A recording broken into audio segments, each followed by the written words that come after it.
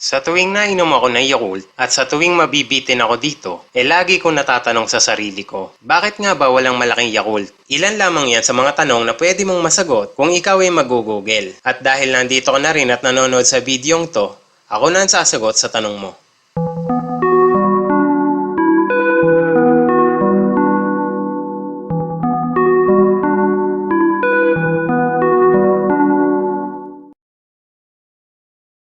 Well, ayon sa mga kumpanya ng Yakult na nakabase sa Malaysia at Australia, mas hygienic daw talaga ang maliliit na bote. Dahil ang pagkakaroon daw ng malaking bote ng Yakult ay prone daw sa kontaminasyon. Dahil may mga pagkakataon na ang malaking inumin ay hindi mo naman talaga mauubos sa isang inuman lang. At kapag naiwan mong bukas ang bote, napakalaki ng tsansa na ito ay makontamina ng airborne bacteria. Bukod pa dito, ayon sa mismong founder ng Yakult na si Dr. Minoru Shirota na mula sa bansang Japan, gusto niyang maging affordable at matikman ng lahat ng kanyang produkto. Mas makakatipid kasi ang mamimili kung ito ay nakalagay lang sa maliit na bote. At simula noong 1930s pa lamang, ang doktor ay matagal na pinag-aaralan ng isang klase ng bakterya na kung tawagin ay Lactobacillus casei. Ang bakteryang ito ay karaniwang makikita sa mga dairy products tulad ng keso. Inisip ng doktor na kung maaari ba itong isama sa isang klase ng inumin. At dahil nga sa pagsusumikap ng doktor, inabot ito ng 5 taon bago maperpekto ang kanyang produkto na ngayon nga ay tinatawag nating Yakult. Napatunayan ng doktor na ang kanyang produkto ay mabuting inumin kontra indigestion.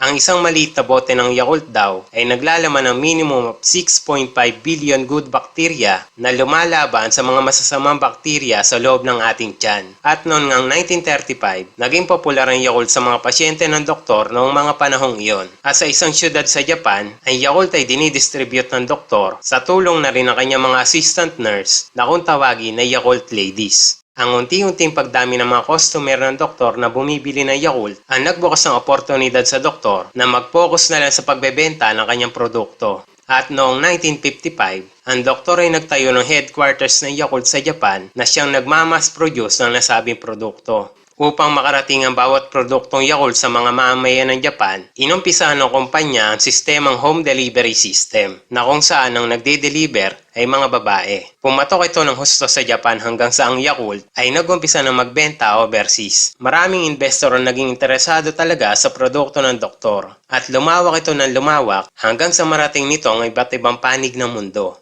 Kabilang na nga dito ang Pilipinas.